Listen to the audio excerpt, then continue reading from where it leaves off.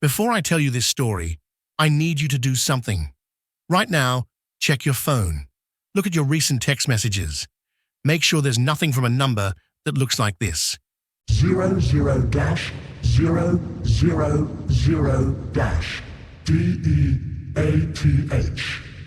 If you find a message from that number, stop watching this video immediately. Turn off your phone. And whatever you do not click the link in that message, because what I'm about to tell you could save your life, or it could doom you to the same fate that's already claimed over 10,000 people worldwide. My name is Jake Morrison. I'm 28 years old. I work in cybersecurity in Seattle, and according to official records, I died 2 months ago in a car crash on Interstate 5. But I'm still here, and I'm about to tell you about an app that doesn't exist in any app store, can't be found through Google, and according to the FBI, officially doesn't exist. But this app can tell you exactly when you're going to die, down to the minute, down to the second, and it has never, ever been wrong. By the end of this story, you'll understand why 3 government agencies are trying to erase all evidence of this app's existence, why tech billionaires are funding secret projects to keep it hidden, and why I'm risking everything, including my non-existence, to tell you about it. But first, let me ask you something. Have you ever woken up at exactly 3:33 a.m. for no reason? Has your phone ever felt ice cold when you picked it up at night? Have you ever received a text message from a number that doesn't look like any phone number you've ever seen? If you answered yes to any of these questions, you might already be on their list. The list of people selected to receive Death Clock. What I'm about to tell you will make you never want to download another app again. It started with a text message I never should have received. 3:33 a.m. on a Tuesday. I was lying in bed, scrolling through my phone, when a text came from a number I didn't recognize. No name, just numbers that didn't follow any phone format I'd ever seen. 00-000-DEATH. The message was simple. Download deathclock.apk. Know your truth. Installation expires in 24 hours. Below the text was a link to a file download. Every rational part of my brain screamed not to click it. Random APK files from unknown numbers? That's malware 101. But something about that message felt different, urgent, like it was meant specifically for me. I'm a cybersecurity analyst. I work for a tech company in Seattle, and I've spent my entire career teaching people not to do exactly what I was about to do. But curiosity got the better of me. I created a virtual machine, isolated from my main system, and downloaded the file. The APK was 13.7 megabytes. Exactly. Not 13.6, not 13.8. When I scanned it with every antivirus program I had, they all came back clean. Too clean. Like the file was invisible to security software. The installation was unlike anything I'd ever seen. No permissions requests, no terms of service, no company information, just a black screen with white text. Death Clock initializing. Analyzing biometric data. Please wait. But here's the thing. I hadn't given it permission to access anything. No camera, no microphone, no location data. Yet somehow, it was analyzing my biometric data. The installation progress bar filled slowly, and with each percentage point, I felt increasingly uneasy. When it finished installing, the app icon appeared on my screen. It wasn't like other apps. The icon was completely black, with no name underneath. When I tapped it, my phone got cold. Not warm, like phones usually do, when running intensive apps. Cold, like I was holding ice. The app opened to a simple interface. Black background, white text. At the top, it said Death Clock, in a font that seemed to shift and move when I wasn't looking directly at it. Below that was a single button. Know your death. I stared at that button for 20 minutes. My finger hovered over it dozens of times, but I couldn't bring myself to tap it. This was clearly some kind of elaborate prank or psychological experiment. Apps can't predict death. That's impossible. But at 4:17 a.m., exhaustion and curiosity finally won. I tapped the button. The screen went black for exactly 13 seconds. Then text began to appear, letter by letter, like someone was typing it in real time. Jake Morrison, age 28, security analyst. Death date, November 15th, 2024. Death time, 11:43 p.m. Death location, Interstate 5, mile marker 247. Cause, vehicle collision, blunt force trauma. Days remaining, 47. Would you like to know more? My hands were shaking so badly I nearly dropped the phone. The app knew my full name, my age, my job, information I had never entered anywhere. But more terrifying was the specificity of the prediction. Not just a date, but an exact time, location, and cause of death. November 15th was 47 days away. The app was telling me I had 47 days to live. I immediately tried to close the app, but the screen wouldn't respond.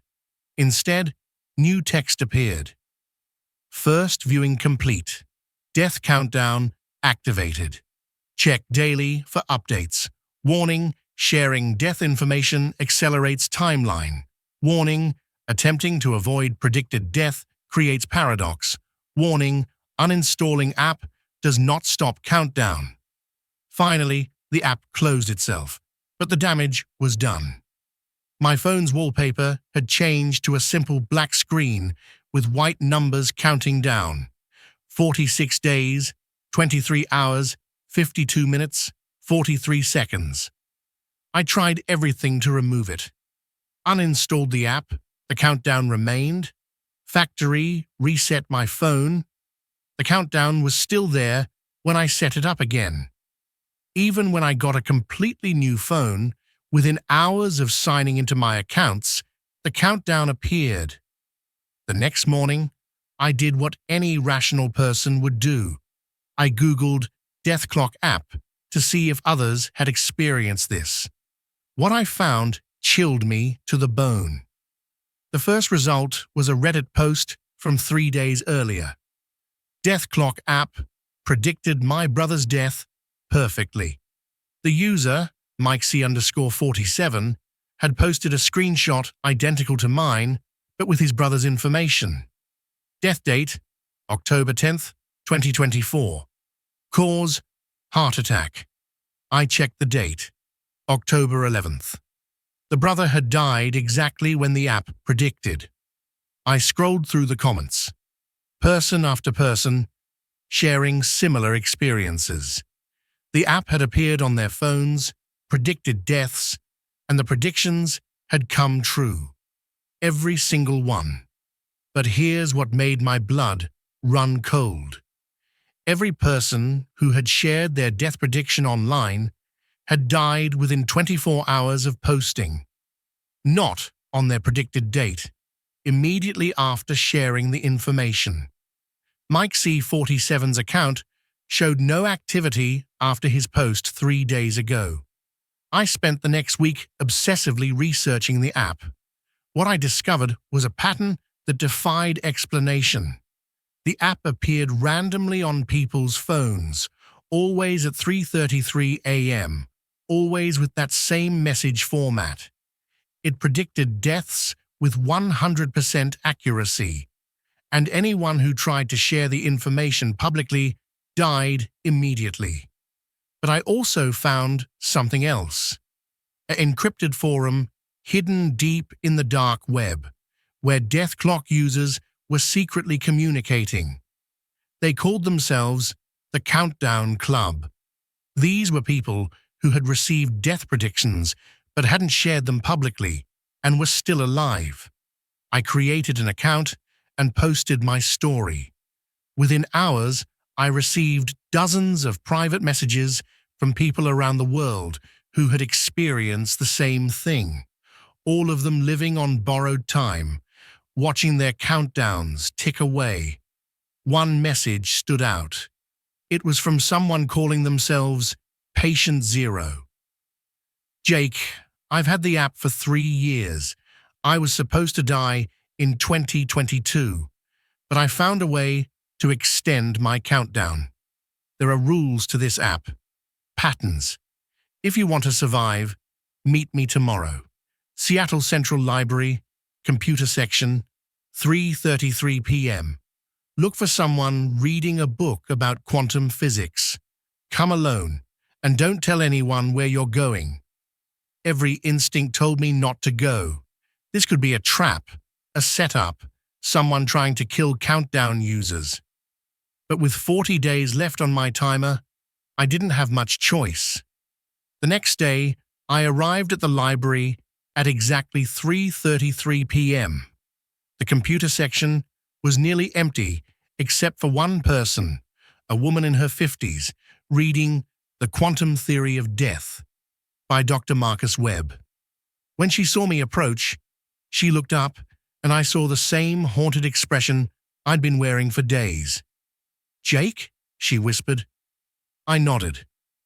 My real name is Dr. Sarah Chen. I'm a quantum physicist at the University of Washington, and I think I know what Death Clock really is. She led me to a private study room and pulled out a tablet. On it was research that made my head spin. Complex equations, quantum probability models, and something called temporal causality loops. The app isn't predicting deaths, she said. It's causing them, but not in the way you think. She explained her theory.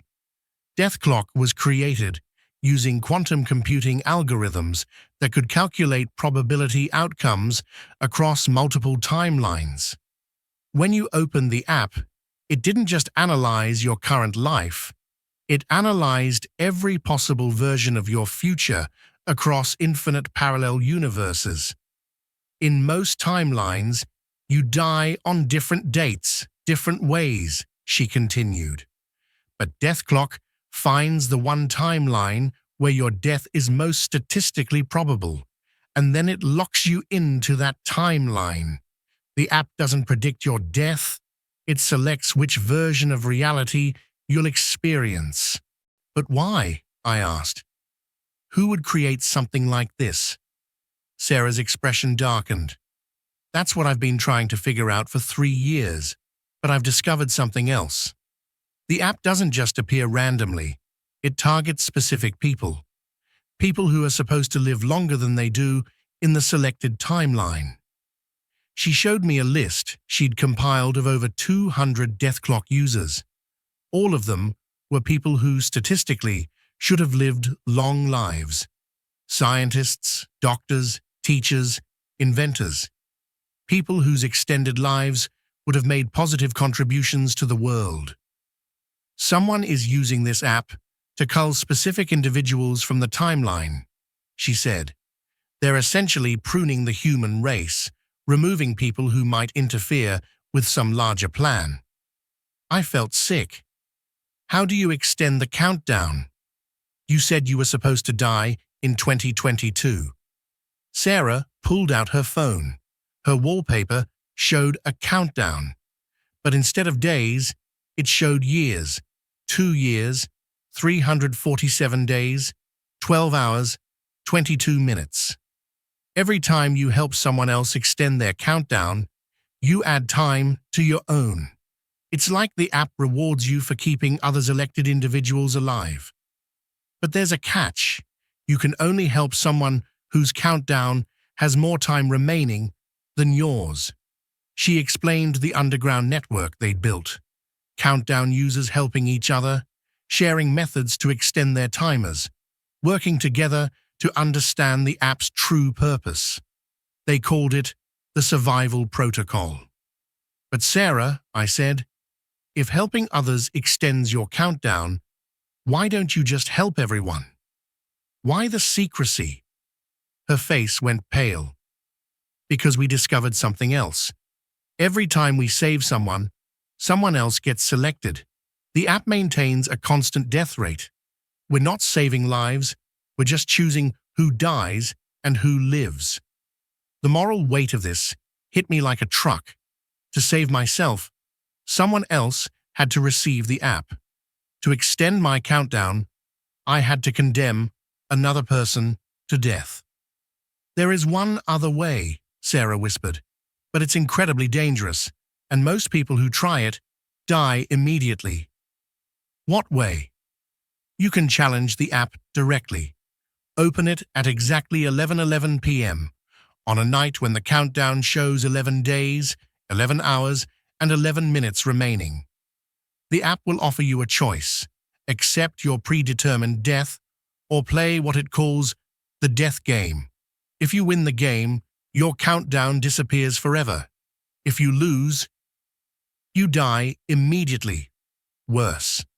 According to the people who've tried and failed, you don't just die, you're erased. From every timeline, every reality, you never existed at all. I spent the next 3 weeks learning everything I could about the death game from other countdown users. Only 17 people had ever attempted it. 16 had been erased from existence. Their families didn't remember them. Their social media accounts vanished. Even photographs they appeared in became blank spaces. Only one person had ever won. Someone called the architect, who had posted a single message on the encrypted forum. The game is not what you think. The app is not what you think. If you truly want to win, you must be willing to lose everything, even yourself. The message was posted 2 years ago, and the architect had never been heard from since. With 11 days remaining on my countdown, I had to make a choice: play the game and risk being erased from existence, or accept my death and hope my family could move on. But then something changed everything. On October 31st, with exactly 15 days left on my countdown, I received another text from 0000-death. Countdown accelerated. New death date: November 2, 2024.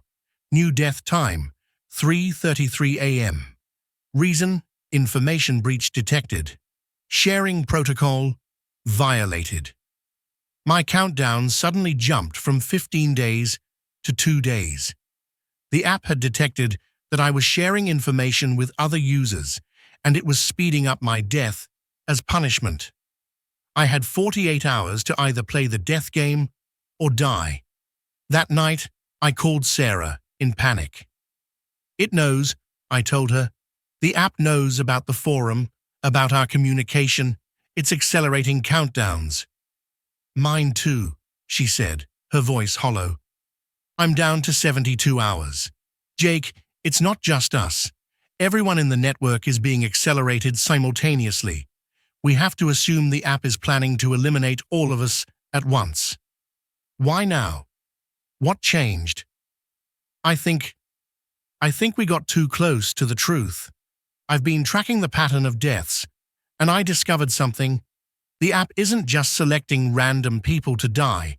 It's following a specific algorithm, removing people in a precise order that maximizes societal impact. She sent me her research. The data was terrifying.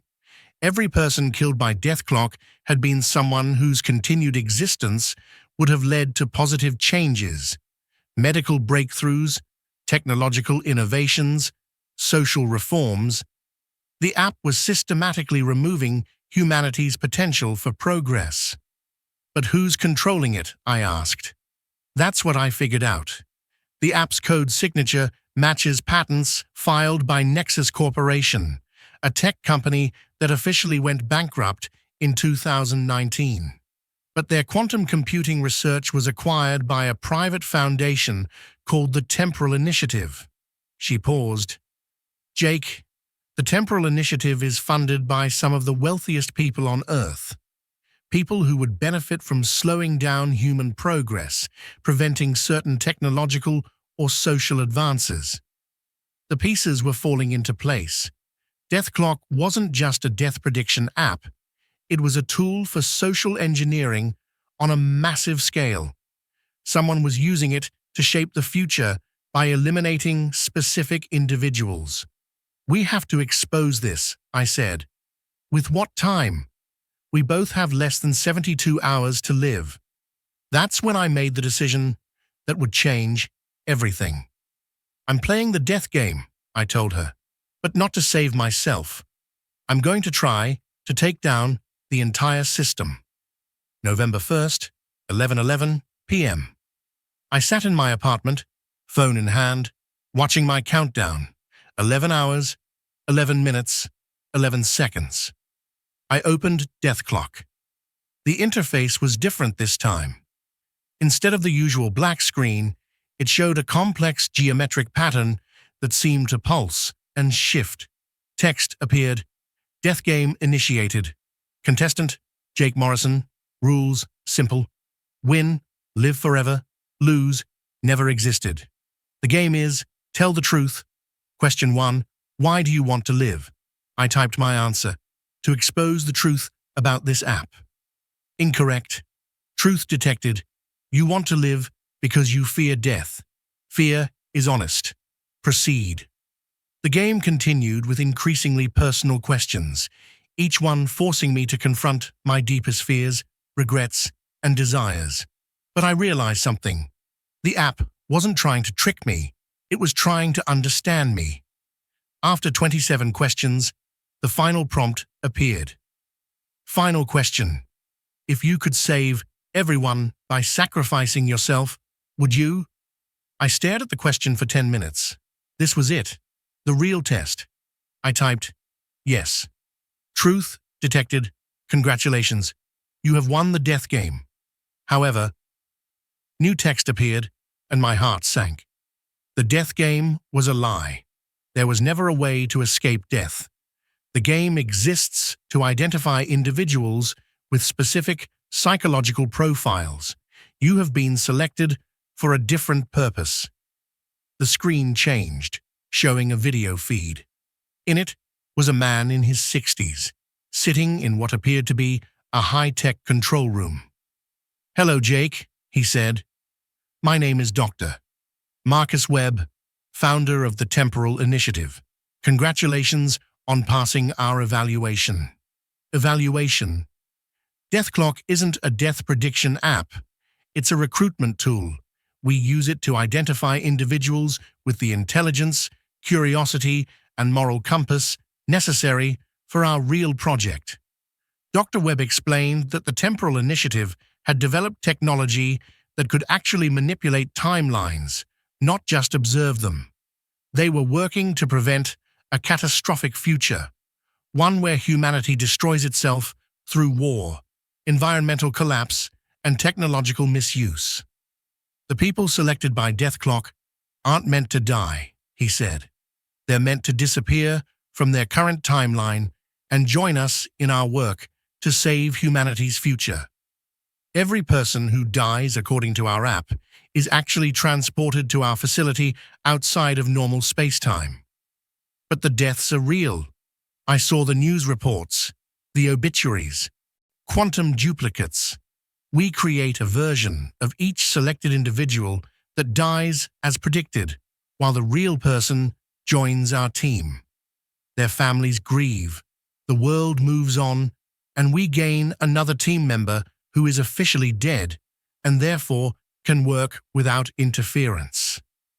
I felt a mixture of relief and horror. So I'm not going to die? Your timeline version will die in exactly 4 hours as predicted, but you, the real you, will join us in preventing the end of human civilization. The video feed changed to show a massive facility filled with hundreds of people, all working on complex projects. I recognized some faces, people whose deaths I had seen reported in the news over the past few years. Every person here was killed by our app, Dr. Webb continued. Scientists, engineers, artists, philosophers, the best minds of our generation, working together to solve problems that governments and corporations are too short-sighted to address. And if I refuse, then you die as scheduled. Your death was always real. We simply offered you an alternative. I had 2 hours to decide, die as predicted, or fake my death and spend the rest of my life in secret, working to save humanity. At 3:30 a.m. on November 2nd, I made my choice. 3 minutes later, Jake Morrison died in a car accident on Interstate 5, exactly as Death Clock had predicted. His funeral was held the following week. His family grieved. His co-workers remembered him fondly. The world moved on. But I'm still here, in a place that exists between seconds, working with brilliant minds to prevent disasters that haven't happened yet. We've stopped 3 nuclear wars, prevented 2 pandemic outbreaks, and redirected 7 asteroid impacts, all from outside of normal time.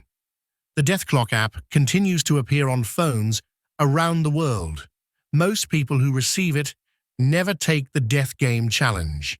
They accept their fate, or they try futilely to change it. But a very few, make the same choice I did. We call them the extracted, and we're building an army of the officially dead to save the world of the living. If you ever receive a text from 0000-DEATH, remember this story. The app isn't what it seems. Death isn't what it seems. And sometimes the only way to truly live is to be willing to die. My name was Jake Morrison.